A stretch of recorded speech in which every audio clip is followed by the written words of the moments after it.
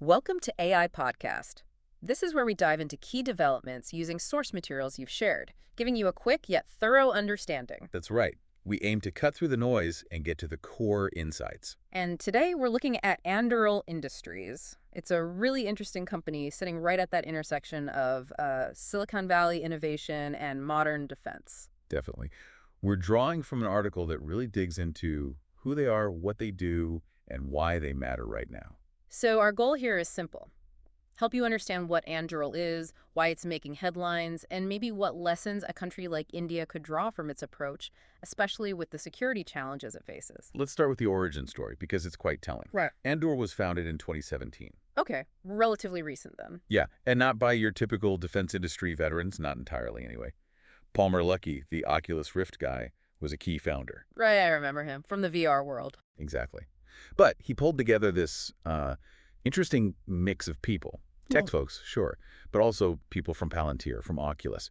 It's that blend, that Silicon Valley DNA mixed with defense thinking right from day one. Okay, so this Silicon Valley ethos they talk about, what does that actually mean in practice? Is it just speed? It's more than just speed, though. That's a huge part of it.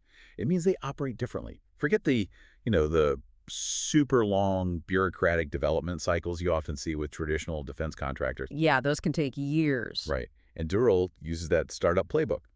Move fast, build something, test it, iterate. They focus on building tech, sometimes commercially first, that can be adapted for defense. Which means they can get working products out there much faster. Precisely. Get it deployed, get feedback, improve it. That's a massive advantage when threats are changing so quickly. Traditional procurement just, struggles to keep pace sometimes. And the name Anduril, it sounds familiar, like from fantasy. It is. It's the reforged sword from Lord of the Rings. The flame of the West. Ah, okay.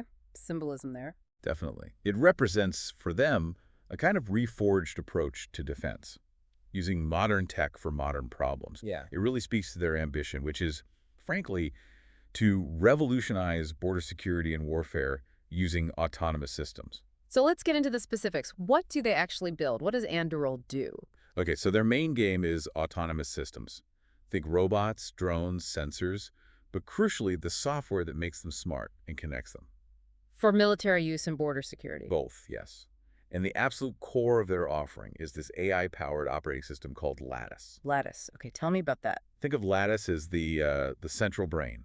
It connects and coordinates all their different hardware. The surveillance towers, the drones, counter-drone systems, even undersea vehicles. So it links everything together, like an OS for defense hardware. Exactly like that. Instead of having, a drone system here, a sensor there, all operating in silos, Lattice integrates the data. How does that help? It pulls sensor data from everywhere in real time, uses AI to build a single comprehensive picture of the battlefield or the border, whatever the situation is. This allows for much, much faster decision-making. It's about situational awareness. Got it. And they build the hardware, too, not just the software. That's key. They're not just a software shop. They build the AI-powered surveillance towers with computer vision, autonomous drones, the counter-drone interceptors, sub-hunting drones, even virtual training tools. Quite a range. It is. And a big emphasis, as the article points out, is delivering stuff that works, that's deployed, not just sitting on a PowerPoint slide. Can you give us an example, maybe one or two of their key products? Sure. It's like, let's take the Ghost UAS. That's their unmanned aerial system. Ghost, okay. Yeah. It's an autonomous drone, modular. You can deploy it quickly. It does reconnaissance, surveillance, targeting. Autonomous meaning? Meaning it can fly itself, navigate around obstacles, operate in tricky environments without constant human joystick control. It sends back intelligence data, uses AI navigation, and it's pretty stealthy. Good for persistent watch over an area. Okay, so that's for watching. What about dealing with threats, like other drones? That's a huge issue now. Absolutely. And for that, they have Anvil. Anvil, like a blacksmith's anvil. Sort of metaphorically, yeah. It's an interceptor drone. When Lattice detects a hostile drone. Which it can do using those towers or other sensors? Right. Lattice detects the threat, Anvil launches autonomously, flies to the target, and physically intercepts it. Takes it out of the sky. Wow. And it does this on its own? Largely, yes. And critically, it doesn't need GPS or constant human commands. So even if GPS is jammed, which happens a lot in conflicts, it can still function. That's a big deal. It really is. That autonomy in denied environments is crucial. And you mentioned the towers earlier, working with Lattice for border security. How does that play out? All right, so the U.S. Customs and Border Protection uses these. The Lattice Link towers autonomously scan huge areas. They use computer vision, AI seeing, and sensor fusion, combining data from cameras, radar, etc. And spot things automatically. Exactly. The AI identifies people, vehicles, whatever is programmed as of interest. Human agents only get alerted when the system flags something specific. So it cuts down on the manpower needed to just constantly watch screens. Massively. It makes the whole process way more efficient, focuses human attention where it's actually needed. Okay, so you've got this blend of Silicon Valley speed, advanced AI software like Lattice, and capable hardware like Ghost and Anvil. Why is this model, Anduril's approach, seen as so critical right now? Well, look at the global context. We're in a different era of conflict. Yeah. You see asymmetric warfare, drone swarms becoming common, AI surveillance, cyber-physical attacks, Things are changing fast. incredibly fast. And you need tools that are equally fast, adaptable, and increasingly autonomous. Anduril is building exactly those kinds of tools. The article really emphasizes drone warfare, mentioning Ukraine and the Middle East. Yeah, those conflicts have been a brutal showcase for how central drones are now, for everything from spying to actually attacking. And Anduril's tech directly addresses this, detecting enemy drones with Lattice, neutralizing them with Anvil, and deploying their own live. Okay, there's also the strategic competition angle, right? With Yeah. China, for example. That's a huge driver. The article points out China's massive investments in AI-driven military tech, and Anduril is positioned, particularly from a U.S. or democratic perspective, as a vital counterweight, an agile tech-first company pushing the envelope. And how does it compare to the traditional defense giants? You mentioned speed earlier. The contrast is stark.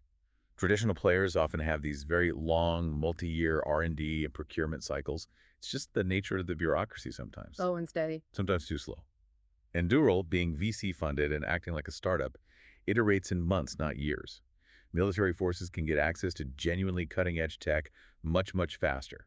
That's a strategic advantage in itself. And what about this idea of the democratization of war tech? What does that mean? It means that technology like commercial drones, cyber tools, it's becoming cheaper and more accessible, not just to big nations, but to smaller groups, non-state actors. Making the threat landscape more complex. Exactly. So you need smarter defenses. Mm-hmm.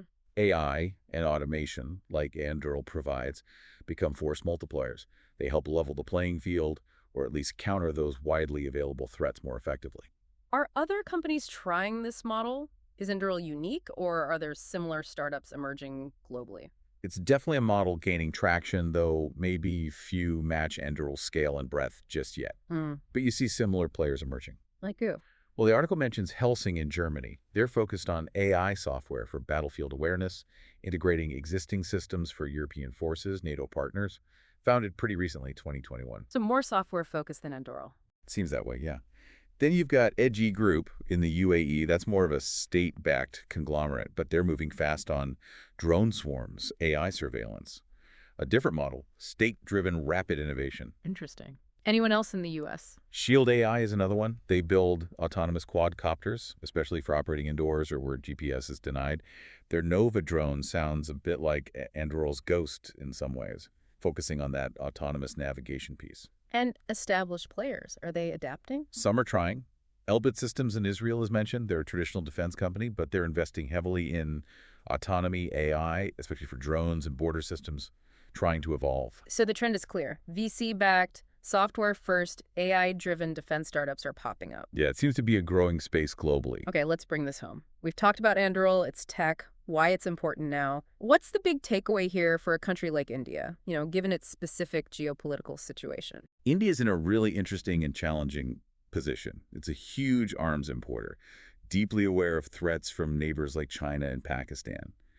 But its own defense innovation, especially in autonomy and AI, is still relatively nascent, even with growing budgets. So the first lesson is probably about fostering homegrown versions of Anduril. Absolutely. India needs its own defense startups that can move fast, work closely with the military.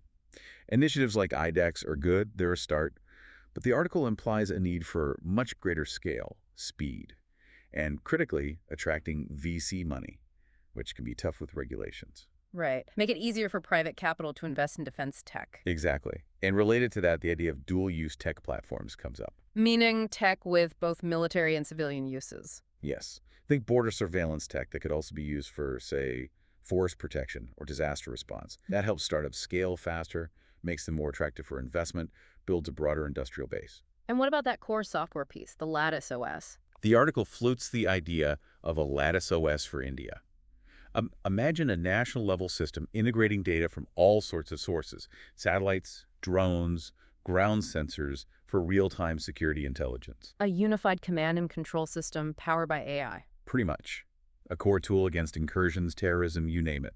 Building something like that sovereign capability could be transformative. Anduril's success also seemed tied to government willingness to work with them, right? Hugely important. The U.S. government, DoD, CBP, they were willing partners. India needs that too. Streamlining procurement, speeding up testing, de-risking experimentation with younger companies, making it easier for the military and innovators to actually collaborate effectively. Finally, thinking about the future of conflict itself. Yeah, the fundamental point is that warfare is changing. Cyber, electronic warfare, drones, underwater systems. It's becoming much more tech-driven. The suggestion is for India to accelerate its shift from a maybe troop-heavy focus to a truly tech-first defense doctrine. And seeing startups as the engine for that tech innovation. Precisely. They can be the drivers of that change if the ecosystem supports them. So wrapping this up, Anduril really offers a glimpse into a new way of doing defense. It's about agility, software, autonomy, merging that tech world dynamism with serious security needs. Right. And for a country like India, the lessons seem clear. Foster indigenous innovation, embrace public-private partnerships, build enabling platforms like a national OS, and fundamentally prepare for a future where technology is paramount in defense. It definitely leaves you thinking, doesn't it? How can nations best harness that private sector speed and innovation to stay secure when technology is disrupting everything so quickly? That's the billion-dollar question, really, and it's constantly evolving. Something to keep pondering. Thanks for that insightful breakdown. And for everyone listening, join us again next time on AI Podcast. Our next episode drops this Friday.